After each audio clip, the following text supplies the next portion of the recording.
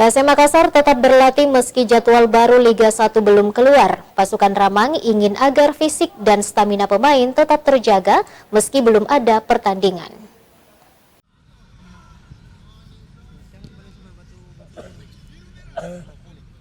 Skuad PSM Makassar tetap latihan di tengah belum pastinya kapan Liga 1 musim ini bergulir kembali.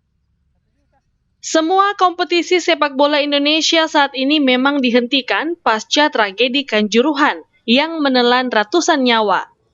Meski begitu, Rashid Bakri dan kawan-kawan tetap memilih berlatih untuk menjaga fisik dan stamina pemain. Pelatih PSM Bernardo Tavares mengatakan, timnya harus siap meski liga belum bergulir. PSM tetap latihan namun intensitasnya diturunkan. PSM kini berada di posisi ketiga klasemen sementara Liga 1 dengan raihan 22 poin hasil dari 10 pertandingan. Saat ini seluruh peserta Liga 1 masih menunggu kepastian jadwal baru Liga 1 musim ini.